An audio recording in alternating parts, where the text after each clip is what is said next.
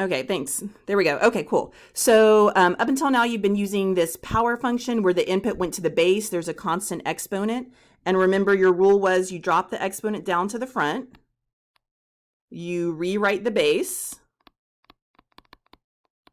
Then you decrease that exponent by 1. That's what happened right here. And then we tacked on the derivative of the base. But the derivative of x, if the base is just a plain x, the derivative of x is just 1. That's a linear function with a slope of 1. So go ahead and find the derivative for 1 here real quick, using your power rule.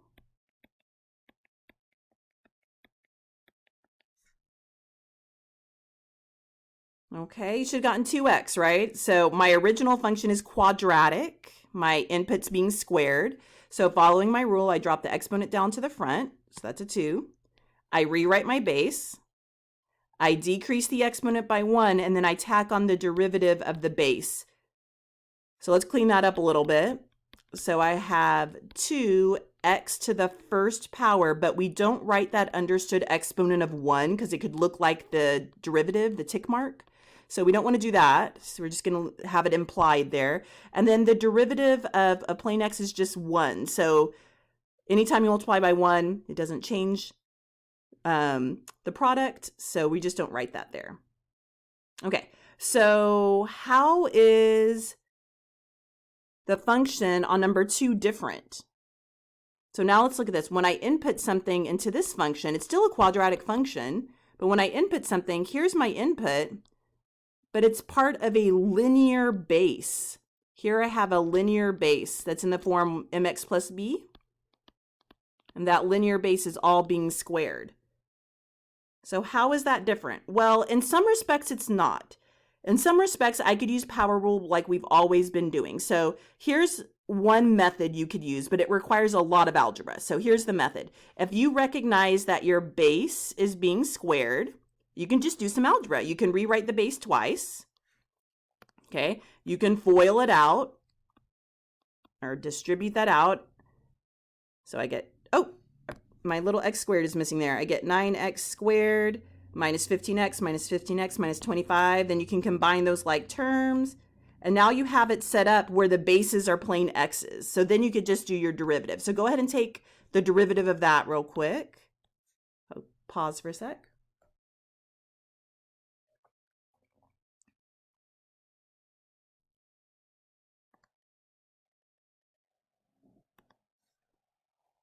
Okay, so hopefully you got 18x minus 30. So 2 times 9 is 18. I rewrite the base, understood exponent of 1 that I don't write. And the derivative of the base is just 1, so I don't write it. Then minus 30x, the derivative of that is just 30 because there's an understood 1 there. 1 times 30 is 30. I would rewrite the base, decrease the exponent, but x to the 0 power is just 1, so I don't write it, and multiply by the derivative of the base, which is just 1, so I don't write it. Okay, so my derivative is just 18 minus 30x. But look at all the algebra that required. No one wants to do that, right? And we don't have to. And plus, what if that exponent, what if my function had looked like this? I had the binomial to the 3rd power. Then I would have to write that binomial 3 times and then FOIL all that out. No way. Or what if it had been to the 8th power? Does anyone really want to write that out, that base out 8 times and do all that multiplication? No, right? So luckily we have the chain rule that's going to bypass that for us. So let's look at this same function. Let's look at the binomial squared again. And we're going to get the same derivative answer using the chain rule. So here we go. Okay, what did my chain rules, my power rule say? It says we bring the exponent down in front of the base. Well, there's an understood 1 there, right? So when I do my derivative, I'm going to end up with just 2. 2 times 1 is just 2. And then we need to rewrite the base. So this is my base. I'm just going to rewrite the base. So rewrite the base. Okay. And then we decrease the exponent by 1. So my exponent becomes an understood 1, which we don't write. But then I need to tack on instead of x prime, is my base a plain old x? No, my base is the binomial. I need to do the derivative of that binomial. This is the derivative of the base.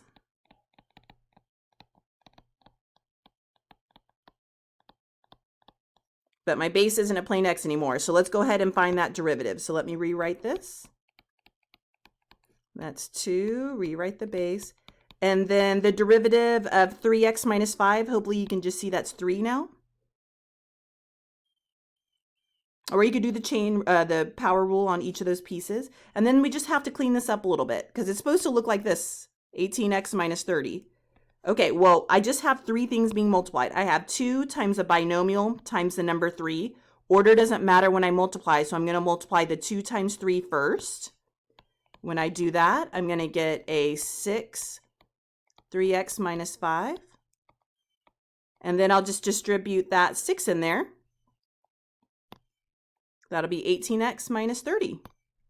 Same exact answer. With a little bit less algebra. I mean, there's still some algebra in there, but a little bit less algebra. So raise your hand if you like method 2 better.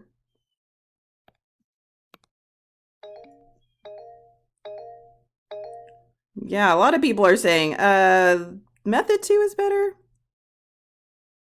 And there were, okay, so I'm going to lower those hands. So now I'm going to see if there's any, there's a question in the chat. Sorry, I missed it. I didn't hear the chime. Give me 1 second.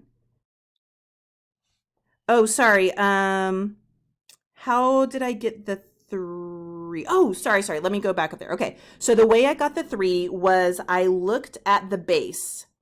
So I'm going to write my base up here. So my base is this binomial, 3x minus 5. So let me just call that y. If I asked you to take the derivative of that, how would we do it? Well, there's an understood 1 on the x. So I just follow my power rule. 1 times 3 is 3. I rewrite the base. I decrease the exponent by 1, which would be an exponent of 0, right? But x to the 0 power is just 1, so I don't write it. And then technically we multiply by the derivative of the base, but the derivative of a plain x is just 1. So 3x, the derivative of 3x is just 1. And then over here, the minus 5 is a constant, and the derivative of a constant is always 0. You can also do the power rule on that if you want to, and I can show you the power rule if you'd like. But since a derivative of a constant is just 0, we don't need to write it. So I ended up just getting 3. But even without all that, if we just use some algebra here, if I just look at 3x minus 5, this is a linear function because it's technically y equals mx plus b format. And derivatives are just slopes, right? Derivatives are just rates of change. So my slope is in front of the x. The slope of that linear function is 3. The slope is the rate of change. It's a constant rate of change. So the slope is the derivative. So linear functions, the derivative of a linear function is just the slope of the line. So Priscilla and Michael, did that answer your question? Or do you want me to show the power rule for the 5? Okay, Michael's good. How about you, Priscilla? Good? Okay, cool. Yeah, so could you do method 1 if you really wanted to? Yes, but it's only nice or convenient in this case because your exponent was a 2. If that exponent was a 3 or a 4 or a 5, this method of expanding it out and multiplying is a pain in the butt. Method 2 just streamlines it, and that's what we're going to focus on today, is that streamlined method. So on the next page, I have a little reminder. This was on our intro slide to the class. If you got here early, it was about composite functions. This is prerequisite review from your college algebra or your business math. But let's just see how you did on this, like composite functions. If I have f of x squared, this is a quadratic function, right? It's degree 2. So if f of x is x squared, that's a quadratic function. G of x equals 3x minus 5, that's a linear function. And this notation right here is a composite function. So you're going to hear me say the word composite function. So I want to just remind us real quick what that is. A composite function is when you plug a function into a function. So let's look at this notation here. If they're asking me to find f of g of x, they want me to plug the g function into the f function.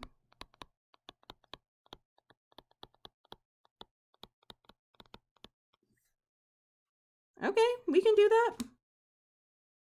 Let's think about what the rule is here for my f function. My f function says whatever the input is, I'm just going to do the input squared, right? That's what my general rule here is for the f of x function.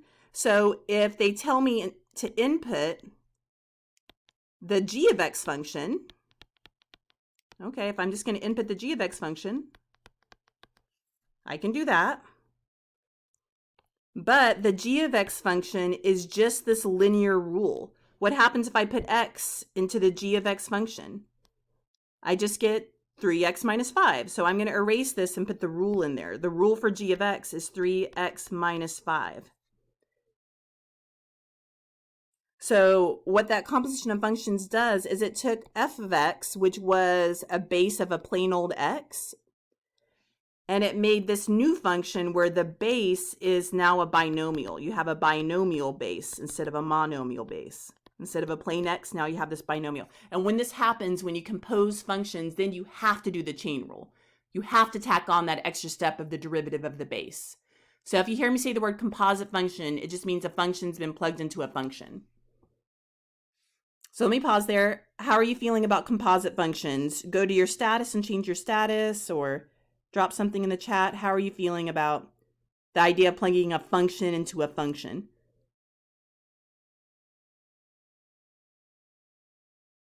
Okay, most people are remembering it. That's okay. If you need to dust those cobwebs off, you can find some like YouTube videos out there. That'll be good. Come to my office hours. Okay, so now you're going to start seeing the chain rule written with this composite function notation. So don't panic. You know, on my math lab, when you click the help tools, and sometimes like the first help tool it gives you is just the rule that you're supposed to follow. I just didn't want you to freak out. So let's just practice reading this notation really quickly. It's saying if a function is written compositely.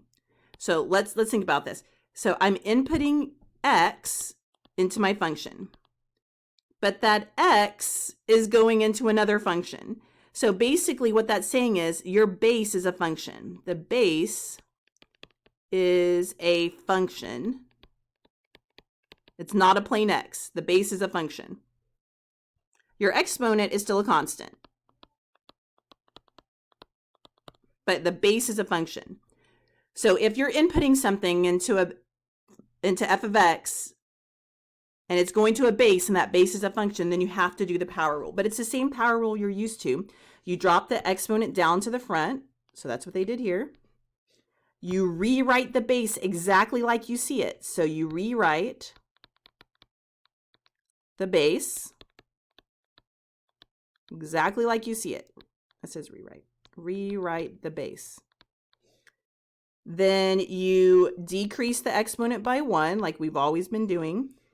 And then you tack on the derivative of the base, but instead of it being a plain 1, it could be something else.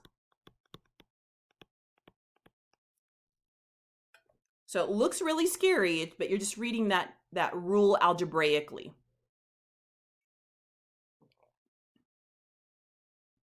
Okay, so let's do a couple of these here. Let's practice some of this stuff. So what I've done is I put two functions side by side that look similar, but the bases are different. Okay, so number 4 is a function you could have seen on test 1, right? You could have seen this on test 1. I have a function p. I'm inputting an x. I see an x here. Here's my input. But it's technically not a base right now. So the first thing you need to do is rewrite it to be a base with a fractional exponent. So here I'm just going to rewrite p of x. There's no calculus happening. This is algebra. So p of x is going to be x to the 1/2. Now my x is a base, right? It's written as a base. So now you just follow your power rule. So let's go ahead and do that. So my power rule said drop the exponent down to the front, rewrite the base, decrease the exponent by 1, so that would be a -1/2, then tack on the derivative of the base. But what's the derivative of x? Yeah, the derivative of x is just a plain 1. Multiplying by 1 doesn't do anything. So see how I didn't have to do the chain rule on this one? We're doing it, but did I have to do it? No, because the derivative of the base is just 1. So that's what you saw on test 1. The only difference now is your base is a function. So let's look at number 5. So now when I input something into function g, here's my input, that input goes into part of a bigger binomial base there. I still have to rewrite the root as an exponent, so let's go ahead and do that. So let's rewrite our function. So I still need to just use algebra to rewrite my whole binomial to the 1/2 power.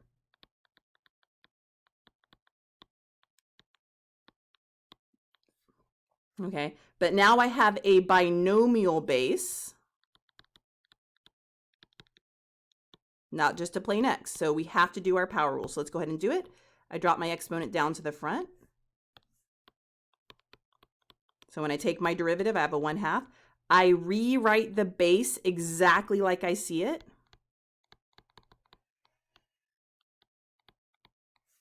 So when I rewrite that base, I'm going to have 4x cubed plus 5. I decrease the exponent by 1. And now I'm going to tack on the derivative of the base.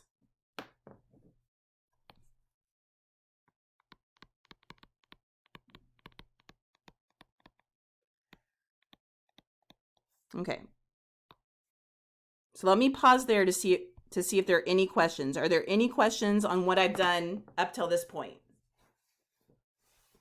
Go to your status and show me how you're feeling on what I've done so far. Oh, and there is someone requesting me to slow down. So I'm going to pause here for a minute. I'll give you a chance to ask any questions. Got a couple of shocked faces and unsure. Okay, let me shrink this a little bit and then let's keep going because now we need to clean it up. At any time, if you have a question, please don't hesitate to ask. For some reason, I'm not hearing my chime come in. So if you need to unmute to ask to get my attention, I'll try to check regularly to see if anyone's typed something in the chat, but I'm not hearing the chime. That's really weird. Okay, let me shrink all this down here. Okay, so now all I have to do is take the derivative of that base. Oh, I heard a chime. Yes. I think I am confused on like the algebra part of it. So when you're moving it from underneath the thingy, it goes to the, what is it? Sorry, my brain's not working. The exponent becomes like 1/2. Yes, so that's just a rule from algebra that says when you have let me go over here. Oops. Oh, there it goes. Sorry.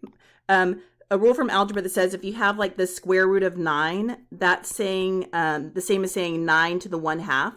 So on your calculator, if you do square root of 9, you get 3. And if you do 9 to the 1/2, you get 3. So fractional exponents are just another way to write square roots. It's just a different way to write it that lets us do a little bit more algebra. Yeah, okay, and I remember. So whenever you're pulling it out, you're just, that's okay. I remember that now. Thank you. no, it's all good. I'm glad you asked. And then Jade asked me to walk through that very last step again. So let me go ahead and do that. Because this is the basis. This chain rule that we're doing now is going to be the basis for all the other rules we learn. So let's walk through this problem here. So what I did was, the very first thing I did was just straight up algebra. I recognized that this root does not fit my power rule. My power rule has an exponent in it, so to use the power rule, my function has to have an exponent. So I changed that square root to the 1/2 power. Once I did that, oh, and notice that I kept my base, my binomial base, exactly the same in there. It was 4x cubed plus 5, so I just rewrote it. And I grouped it all in parentheses because that whole binomial is my base. Now I'm just following my power rule. My power rule says you drop the exponent down to the front, which I did. I put the 1/2. You rewrite the base, which I did. I rewrote my binomial base. Then you take that exponent, whatever it is, it happens to be a 1/2, and you decrease it 1 degree. So if my exponent's at 1/2 and I decrease it by 1, that went to an exponent of negative 1/2. And then up until now, we were just tacking on the derivative of x because our base used to be a plane x. But now my base is a binomial. So instead of the derivative of x, I have the derivative of this base. And I just wrote it as the binomial with a derivative sign. Now I actually have to find that derivative. So what I need to do next, I'm going to have 1/2, rewrite my base to the negative 1/2 power, and then I have to tack on the derivative of this base. So I'm just going to go piece by piece and find the derivative, and you just use power rule. So I have 4x to the third. The base is a plane x. So you just follow your power rule for that piece. So I bring my exponent down. 4 times 3 is 12. I rewrite the base. I decrease that exponent by 1, which is a 2. And then I tack on the derivative of the base, which is 1, so I don't need it. And then the 5 is a constant, so technically it's plus 0, but I don't have to write that. So the derivative of my base is just 12x squared. And we call this the raw derivative. The raw derivative is what you get when you just straight up follow the rule before you simplify it with or clean it up at all. This is just your raw derivative. So I could clean this up a little bit because technically I just have 3 things being multiplied. I have a 1/2 times this yucky binomial base times this monomial. And since order doesn't matter, I can do the 1/2 times the 12x squared, and just clean that up a little bit because I know what half of 12 is. It's just 6. So I can do one little thing to clean this up. So again, let me shrink this because apparently, like, I don't know how I thought I was going to write all that in there. Let me shrink that a little bit. Okay, so let's just clean that up a little bit. So to clean that up, I'm just going to multiply this 1/2 times this 12. Okay, 1/2 times 12 is 6, so that's just going to be 6. And I'm going to move the x squared to the front since order doesn't matter. I put the monomial up front, and then 4x cubed plus 5 to the negative 1/2. This is my final derivative answer here. So it's the only thing different from test 1 is that now when we take the derivative of the base, it's not a plain 1. You have to do something else. So let me pause for a second, see if there's any questions. If you're typing the chat, if you'll raise your hand so I'll know to pause. Yeah, so that's our derivative. That's it. So this derivative, y'all, so Michael asked, is that it? Are we done? And the answer is yes. So basically, if I graphed this original function, and this is something you could do on Desmos to practice. If I come back up and graph, so if I graphed the original g of x function, so it's some kind of root function. If I graphed it, then what this derivative is telling me right here is if I pick any x on the graph, so let's say I do like 1, 2, 3, this graph is horrible, but let's just say I pick x is 3. If I put x is 3 into this derivative rule and I follow that calculation, it would tell me the slope of the tangent line or the rate of change at that exact point on the graph. So what a derivative is a generic rule that calculates any slope, any rate of change at any specific point on the graph of the function. And there was a question. That said, couldn't we simplify this more? This one I cannot simplify more because there's not a GCF to factor out, and there aren't any like terms to combine or anything. like I can't distribute the 6x squared into the binomial because the binomial is trapped by an exponent. Exponents come before multiplication in the PEMDAS in the order of operations. So technically distribution is a type of multiplication. So I have to take care of these exponents first before I could do any distribution. So I can't distribute in there. Yeah, this is pretty much as good as it's going to get as far as the algebra that I can do right now to clean that up. Any other questions? Okay, go ahead. So, do we just stop simplifying whenever we're done adding like terms? So on this problem, I stopped simplifying when I just multiplied the things I could multiply. So like there was a 1/2 being multiplied to a binomial being multiplied to a monomial. So I just multiplied the 1/2 times the monomial, and that's pretty much all I could do here. If you ever get a question wrong on MyMathLab where it says, your answer is correct, but in the wrong format, you know, that annoying message, it just means that you had the right raw derivative, but your algebra like wasn't simplified enough. And if you're getting that message, just send it to me and I can help you with the algebra to clean it up. Because I'm telling you, any calculus class I teach, whether it's business calculus or above, it's always the algebra that gets students. It's not the idea of the calculus. The chain rule idea isn't that bad. You drop the exponent down, rewrite the base, decrease the exponent by 1, tack on the derivative of the base. It's cleaning it up afterwards that's messy. And the reason why we're going to need to do that, not for this test, but for the next test, we take what we call second derivatives. You take the derivative of the derivative. And so the more you can clean up the raw derivative, the easier the second derivative will be for you. But I'm not even going to talk about that now because I don't want to scare you. It's on test 3. By the time we get there, it won't be scary, I promise. Did that answer your question, Trinity? Yes, I think so. Okay. And the more examples you see, like hopefully the more it'll sink in about how I'm cleaning up this raw derivative up here. Let's look at another example here. Again, I started with one that could have been on test 1. So question 6, you could have seen this on test 1. You know how to do this right now. So I'm going to be quiet and let you do this and see how you feel about it. Oh gosh, y'all, hold on. I made a typo. What is the input into this function? What letter is it? It's a T. So this is supposed to be a T down there, not an X. Whoops, so let me rewrite that. It's a demand function. X is demand, but it's a demand function in terms of time, like how much time has passed. So my input is time here. I'm calculating a demand out. So my function should be 1 over t cubed. Sorry about that. Okay, so go ahead and find the derivative of that.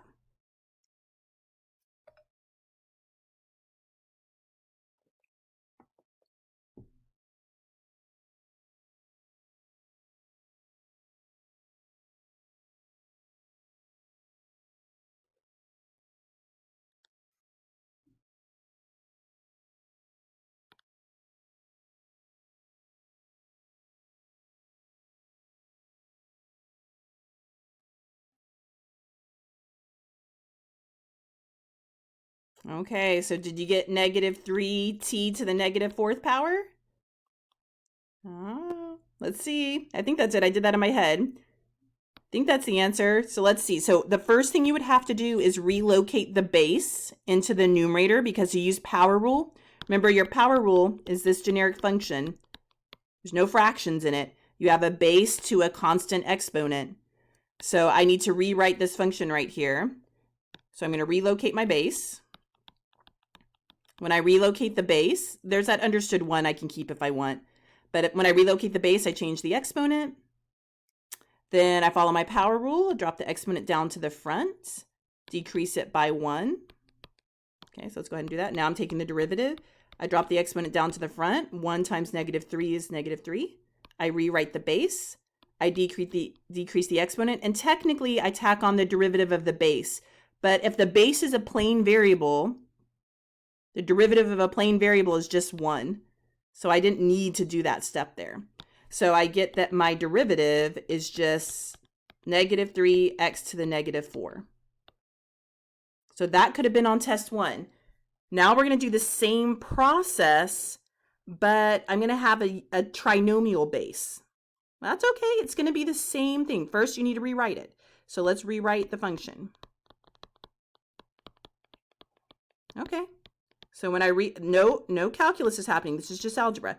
When I rewrite this, I'm going to take the whole trinomial base and relocate it to the numerator. I can keep that 1 that was in the numerator if I want, but I'm going to relocate this trinomial base. And that's all going to be to the -3 power. Okay, now I'm ready to follow the power rules. So now I'm going to find f prime of x. Here we go, power rule time. Drop the exponent down to the front. 1 times -3 is -3. I rewrite my base. It's a trinomial. I decrease the exponent by 1, so my exponent's going to go to -4. But then I'm going to tack on the derivative of the base. That's my raw derivative going on here. So let's see what that is. That's -3 base to the -4 power times the derivative of this guy is going to be 2x plus 1. The derivative of x squared is 2x.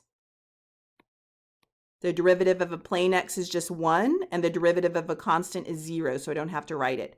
But since the trinomial derivative is a binomial, I need to group that together. And this one, technically, you can be done. You can type this into my math lab, and it'll count it right. Yes, I could do more stuff on this one. So, for example, let's rewrite the order here. So I can put the monomial -3 first, the binomial 2x plus 1 second, and then the trinomial at the end. And technically, I could distribute that -3 in there if I want, and my math lab will also count that right. But you can just stop here. Later, you'll see the more factored it is, the better for you moving forward. Like if I set this equal to 0, I'd want it factored. You can also get the same answer if you distribute the -3. So I don't know. How are we feeling on that one? Oh, Trinity, sorry, you had your hand up. Or wait, oh, that was old. Okay, give me a status. How are you feeling about number 7? How I rewrote that trinomial base.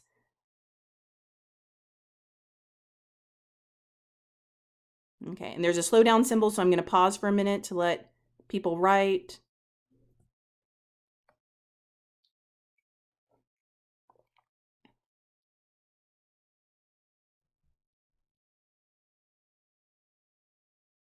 Okay.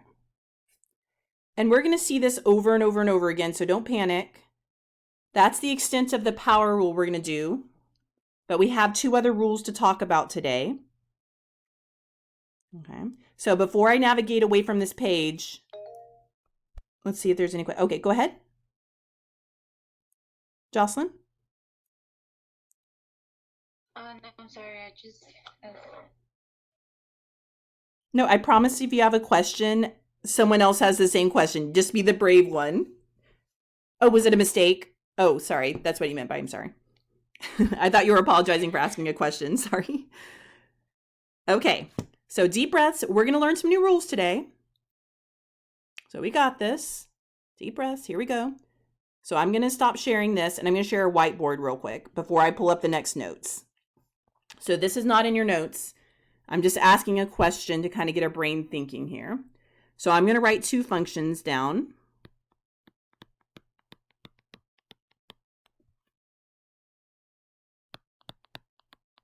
Oh, you know what? Oh, poop. I forgot that erases everything. When will I get that in my brain? Okay, I'm going to name the functions different. So the first one's going to be named f. So when I talk about f function. Okay.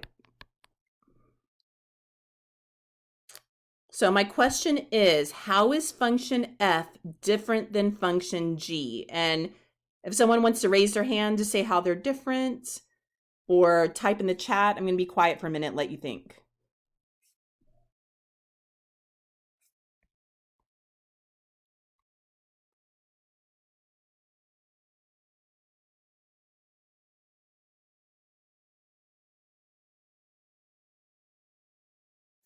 Okay, anyone know how these are different from each other?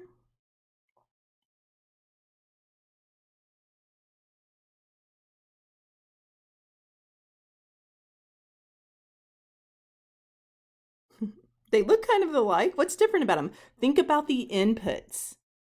Yeah, the bases are different. The bases are different. And how are they different?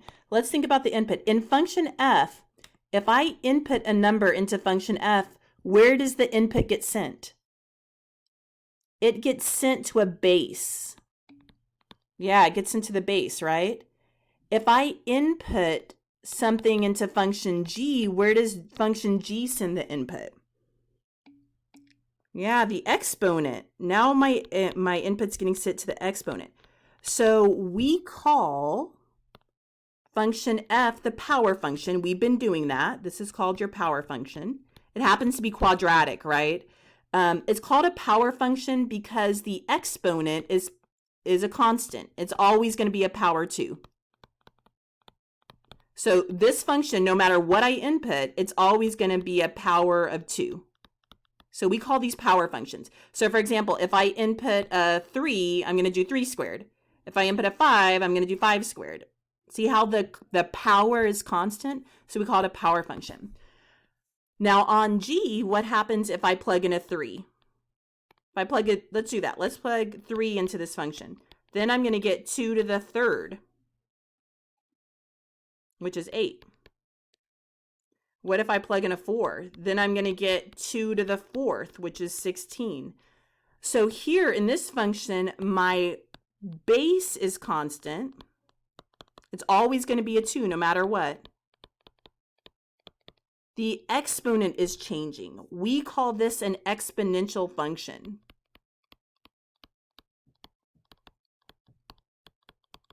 We call this an exponential function. And we are going to do a super duper quick review of exponential functions in here. Instead of front loading the review all at once, like here's everything you're supposed to know about exponential functions, I'm just going to sprinkle it in as we need it. Since we're in the virtual classroom, I think that'll be a little bit better time-wise. But today we're going to talk about exponential functions and the inverse of that. Remember in math, everything needs an inverse, right? I have to be able to undo everything. So if like I add 3, I reverse it by subtracting. If I multiply 3, I reverse it by dividing. If I cube something, we cube root it. But what if my input is in an exponent? How do I undo exponents? Well, we totally made these up. We created logs. So remember log functions? Logs were created to undo exponentials. If your exponent is trapped, if your variable is trapped in an exponent, you need a way to undo that. And we undo it with logs. So logs undo exponential functions. They're just inverses of each other. And we're going to talk more about that in a little bit. But today we're going to focus on new rules for log functions and exponential functions. Okay, and there's a couple, just to write out what those look like in general. This is your generic exponential function. When I say exponential functions, this is what I'm talking about. That's going to look like this. If you input an x into the function, you're going to have some constant base, so they use a b for that, raised to the x power. Here your base is just a constant. And then there's a special form of this where your base is a special constant called e. So you're going to see e to the x a lot. E to the x, e to the x. This e is still a constant. E is the constant. It's like pi. You know how pi is 3.14? E is the natural number. It's a 2.71. I don't know. I have an e button on my calculator. Hold on real quick. Let's see what it is. My brain, for some reason, is not remembering what e is. E to the first power. Oh, 2.17828. It goes on forever. But these are your two exponential functions we're going to see in here. And we're also going to talk about log functions. And there's 2 types of logs. So if it's a log function, it's going to look like this. You're going to have a log to some base. Usually it's base 10, right? Because we're in a base 10 number system. And since this is business calculus, We deal with real numbers, and so we're going to have base 10 usually, but some kind of constant base. And then the input's going to go to the argument. So here, when you input something into a log function, it's getting sent here. We call that the argument of the log. That's the argument of the log. And there's some kind of constant base. And the special log function, the natural log, looks like this. It's just ln of x. So you should have seen ln of x, natural logs, in your previous class. Natural logs always have an understood base e there. So there's an understood base e on a natural log. And again, if you input something into f of x here, it's getting sent to x, which is still called the argument. It's just a natural log. And when a log has a base e, we call it the natural log. So if we have an exponential function in the form b to the x, the log log undoes it. If we have an exponential function in the form e to the x, base e, instead of base b, it's a specific number e, we use the natural log to undo it. And in your notes, if you printed it out, I did put a whole bunch of information about logs and exponentials, and I'm just going to sprinkle that in as we need it. Okay, do you want to know the super amazing good news about logs? Because I know logs, y'all, seriously, when I took algebra, I memorized log. I memorized the heck out of logs. I got an A on that test the second time I took it, and I had no freaking idea what a log was. But I got an A on it because I memorized those rules, and my algebra was good enough by then I could do it, and my confidence was good enough. I'm like, yeah, I'm going to memorize this. I did not understand what a log was until I was like in Cal 2. So if logs are tricky to you, that's okay. The good news is there's only 2 log rules from all the log rules you learned that you need for this class. Okay, because this is an applied calculus class. We deal with real world numbers. There's only certain logs we're going to have to deal with in here. So that's the good news. Isn't that nice? Moving forward. So don't get too bogged down in all the log rules from your previous classes. Okay, let's just see all this in action. Are you ready? Just deep breaths. We got this. Here we go. Let me pull up the notes.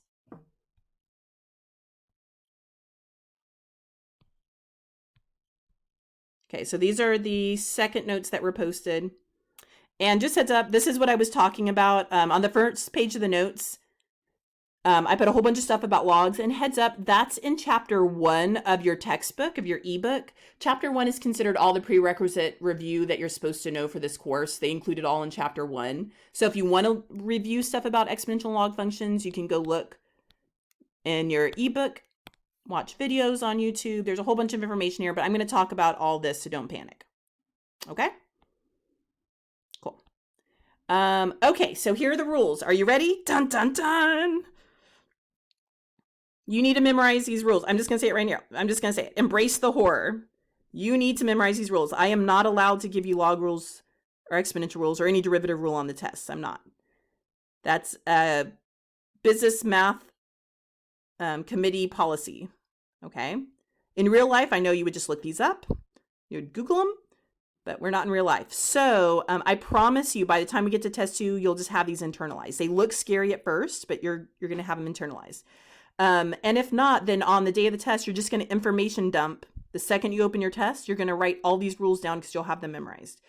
Okay, so deep breath. So here's the rules for exponential functions. There's technically only one rule, but there's a special case of it. So here's the basic rule. The rule says if you have an exponential function, so remember, that's where when you input something, if it goes to the exponent, here's the rule. The rule says for the derivative, you rewrite exactly what you were given. So if you were given b to the x, if you were given 2 to the x in your function, you're going to write 2 to the x down here. So let's do let's do an example to go along with this. Example. Let's say my function was 2 to the x. Okay, how would I read this rule? That means my derivative, I would start off by writing 2 to the x. Okay. Then the rule says you take the natural log of the base. Well, my base was a 2 in my example, so it's ln of 2. That's just a number. You type it on your calculator, you get a yucky decimal. Then you tack on the derivative of what? Where was x? X was the exponent. So this is the derivative of the exponent.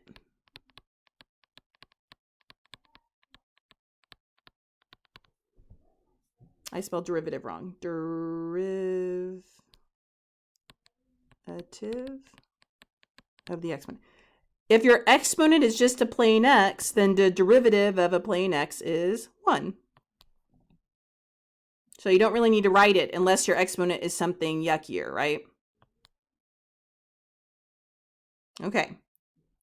There is a special case that's worth memorizing. The special case is if your base is an e. Let's follow the rule for that. What if our base was an e? Okay, I'm going to follow the rule. So if my base was an e, this is what my rule says. My rule says you rewrite what you see, e to the x. You multiply by the log of the base, and then you tack on the derivative of the exponent. But ln of e, if you remember that from algebra, or you type that in your calculator, if you type the natural log of e in your calculator, it's just 1. So the derivative of e to the x is just e to the x times whatever the derivative of the exponent is. So that's just a special case. Derivative of e to the x is e to the x. Once you see these in action, it's going to get better, I promise. So let's actually see this derivative in action before I go talk about the log ones. I don't want to terrify you yet. Let's look at these. Okay. So let's do number 1 here, following our rule. And I put the rule here to the side for e to the x, so I wouldn't have to scroll back up. Okay. Let's do this. So let's look at this first function here.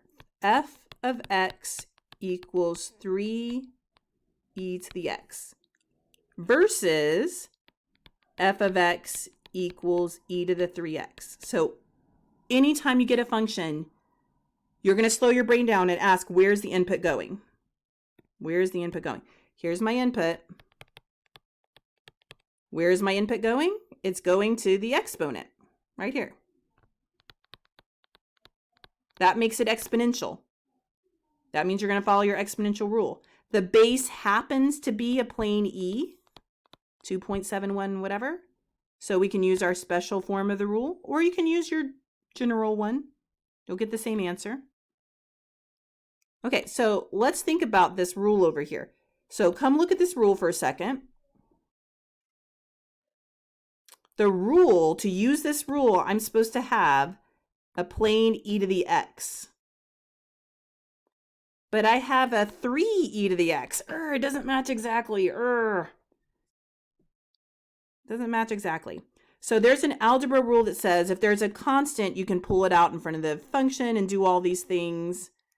But it's a little algebra heavy. So instead of going to that, I'm going to think about it this way. Let's go here to our generic rule. If I have a plain e to the x, what constant is understood to be in front? A 1, right? Okay. Well, if there's an understood 1 there and an understood 1 in my derivative, that 1 just goes along for the ride. That constant coefficient goes along for the ride here.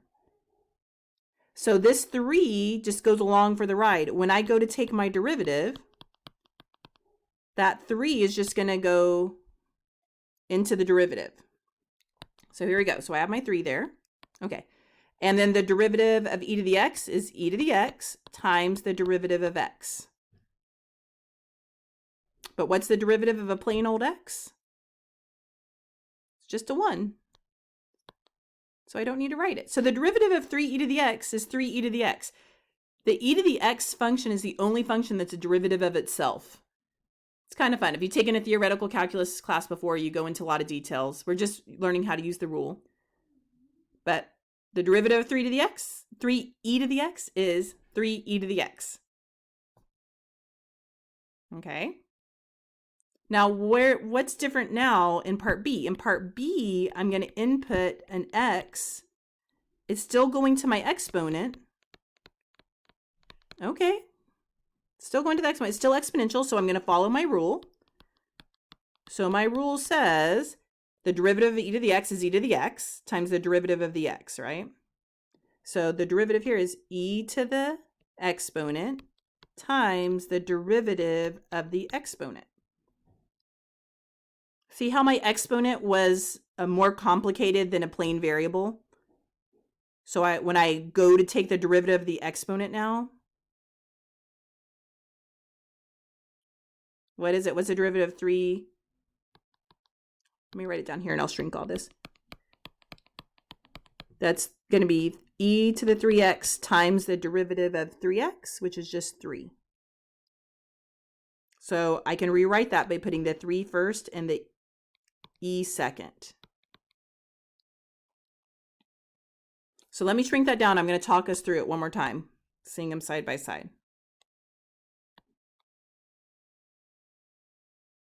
And I'm going to talk it through without being lazy. Okay, here we go.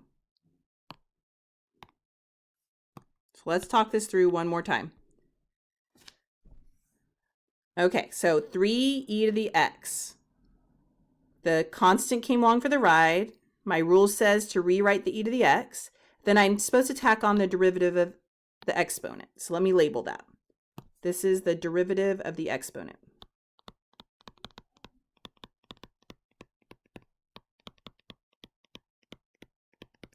But the derivative of this exponent is just 1. If my exponent is a plain x, the derivative is just 1. So I didn't need to write that. So my overall derivative was just 3e to the x. But in part B, my exponent was more complicated than a plain old x. My exponent was a 3x. So now when I tack on the derivative of the exponent,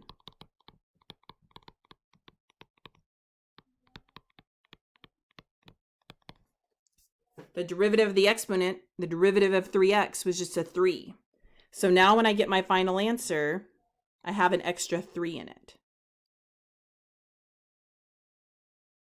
Okay, so I'm going to pause for a minute to let you think about that. Go ahead and shoot me a status so I can see how you're feeling about it. And if you're confused right now, that's okay. The real learning happens when you're doing your homework. I wish I could take credit for all the learning.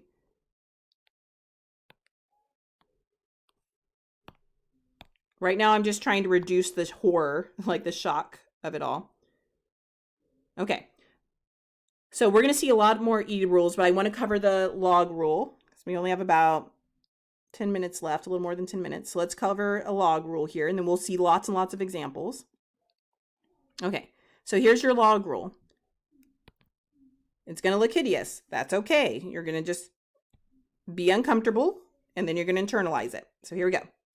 Okay, let's look at my function here. If I'm inputting something into the function and the function goes into the argument, what does my rule say to do? Okay, this rule looks horrible, but let's look at it. It says you're going to do 1 over the natural log of the base. So whatever your base is, you're going to do 1 over the natural log of that number. Then you're going to write 1 over the argument. So 1 over the argument times the derivative of the argument. So let's write that out in words. This is 1 over the argument times the derivative of the argument.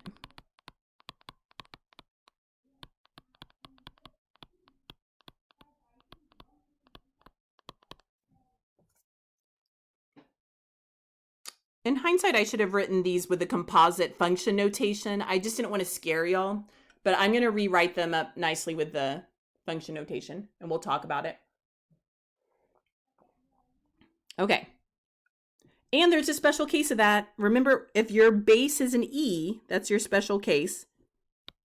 If your base is base E, then you're using natural log. So this is the rule for natural log, since it has a different base.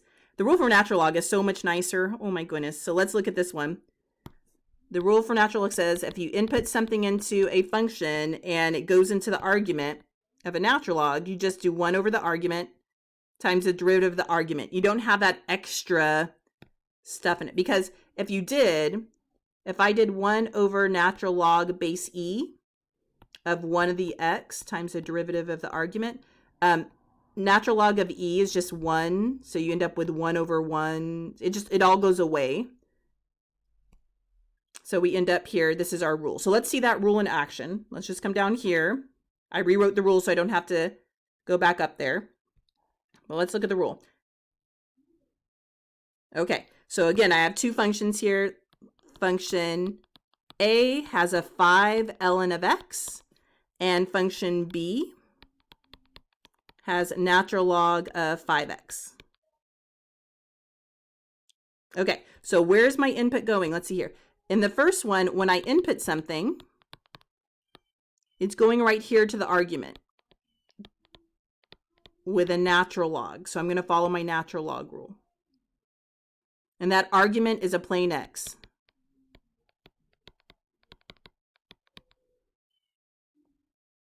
In the second one, when I input something into my function, it's still going into my argument, but in this case, my argument is 5x.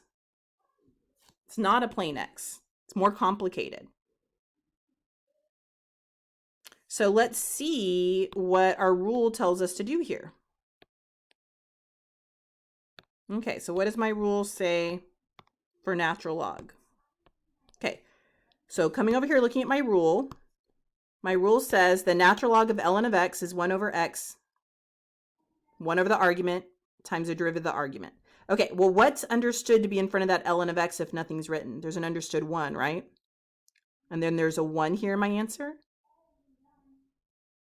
It's an understood 1. Or you can think there's a 1 out in front. Let's do that. Let's think about there being a 1 out in front. So if there's a 5 in front of my ln of x, that 5 is just going to carry over into my answer. But then my rule says you do 1 over the argument, which is an x, times the derivative of the argument. So this is 1 over the argument, which was a plain x, times the derivative of the argument, which is a plain x. But what's the derivative of a plain x? It's just 1, right? So I don't really need it on that one. This derivative is just a 1. Okay, so if that derivative is just 1, this is what I really end up with here. Move this over.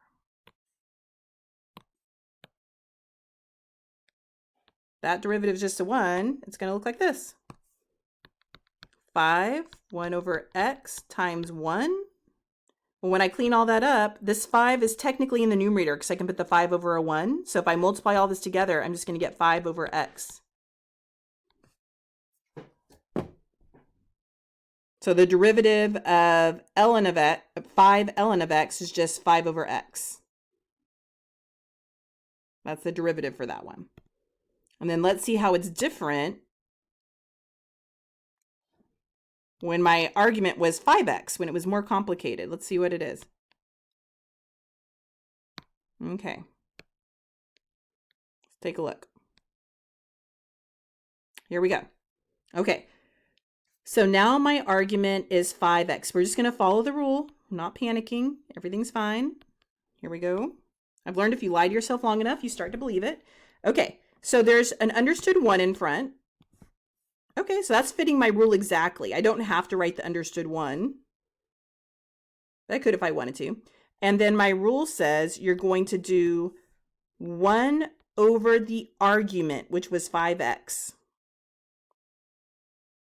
Times the derivative of the argument. So 1 over the argument times the derivative of the argument. Okay, we got this. I ain't scared. So that's going to be 1 over 5x times the derivative of 5x. Well, the derivative of 5x is just 5. Okay, well, that 5 I can put over a 1 if I want.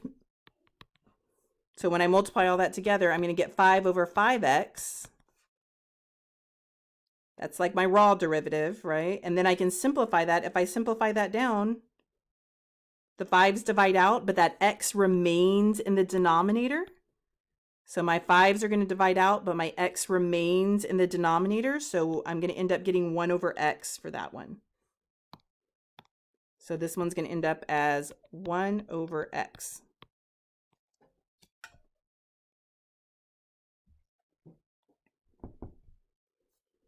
Okay. This is a lot, y'all. I'm going to pause here. Are there any questions on how I'm following the rule? Or any questions on why B was different than A as far as the argument being more complicated? You're probably like, I don't even know what question to ask right now. There's only 6 minutes of class left, so there's no way we're going to finish these notes. So I'm going to redo the calendar. Luckily, I built in a catch and review day. Teaching online just takes way longer than teaching face-to-face. So I'm going to redo the calendar. I'm going to eat up some of that catch-up review day. So just be aware of that. And I want to get the basis solid so everything else goes more smoothly. So with that said, Trinity, go ahead. So I was gonna ask for B, whenever we did the derivative of the argument, how, like, I guess I was confused about what happened after that. Like, okay. How did that? Go ahead. Oh, how did that become? Was it 5? Okay, let me write it a different way. I have an idea. Hold on real quick. I'm going to share a whiteboard so I have some more space here. Okay. So my function looks like this. Right? Okay. And my rule says if y equals ln of x, then the derivative of that is 1 over x, but then you tack on the derivative of whatever the x was, whatever the argument was. Technically, I don't want to scare you too much with the algebra. Let me explain it this way. Okay. Let me write the rule this way. So my rule is like 1 over the argument, whatever the argument is, times the derivative of the argument. I spelled derivative wrong again, but okay. So over here, I'm going to write this out to the side. My argument, the argument is the thing you're taking a log of. My argument, I'm going to call it A, is 5x. So if I took the derivative of 5x, if this was test 1 and I just asked you, what's the derivative of 5x? It's a linear function. Hopefully you see that's a slope of 5. If not, you follow your power rule, right? So 5 times 1 is 5, x to the 0 power, but you don't write that. So because this input, I'm inputting a plane x, but then my argument is more complicated than a plane x.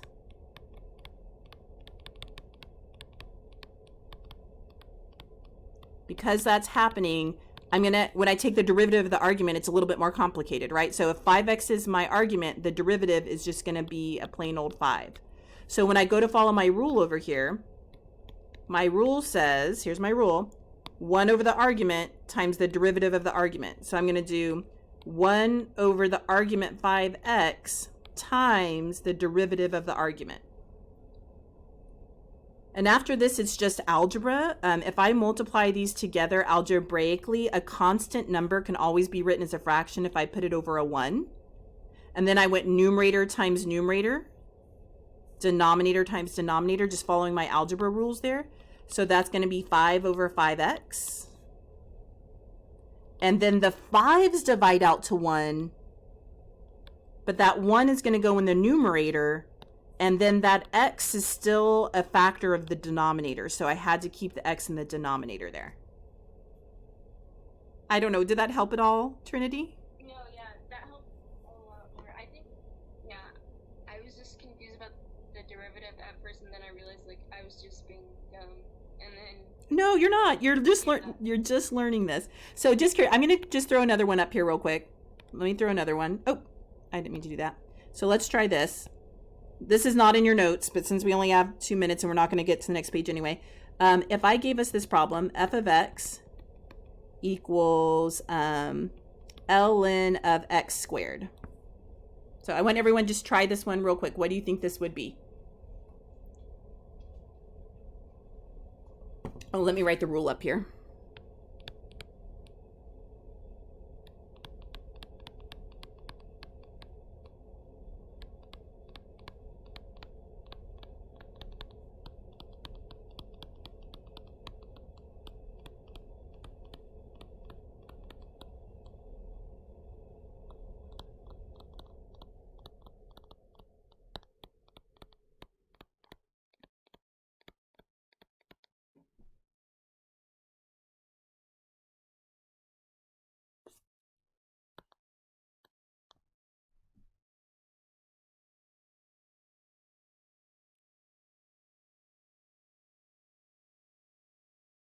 Okay, so let's see what this would be. Let's try this out here. I'm going to follow my rule. Here, my argument. Oh, so there's I haven't done it yet, James. So James thinks it's 1 over x. Did anyone else get that? Someone got 2 over x? Okay, I have no idea. I'm not doing this one in my head. I am not that cool. Okay, someone else got, I don't know, 2 over x. Let's see. So when I take my derivative, my rule says, okay, my rule says it's 1 over the argument, which was x squared, times the derivative of the argument. Okay, so that's going to be 1 over x squared times the derivative of x squared is 2x. So the calculus is done now. Raw derivative. It's algebra time. So I'll just put that over a 1. I'll move it over here. That's going to be 2x over x squared. So one of the x's will divide out. That'll leave me a 2 in the numerator and an x in the denominator. So it was 2x, 2 over x. Okay, so class is over. Obviously, we did not finish these notes. That's okay. I would rather go slower at the beginning and get these ideas down so the later sections go more smoothly. So just heads up, I'm going to adjust the due dates that are on the lecture info and calendar and on my math lab. And I'm going to adjust the calendar. So just be ready for that. And we will...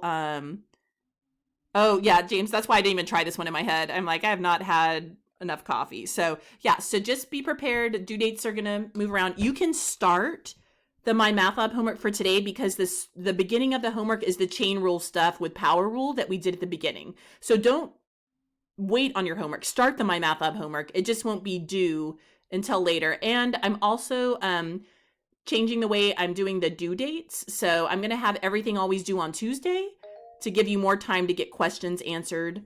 And the due dates will still be soft where you can work after the due date. But, oh, sorry. Go ahead, Renee.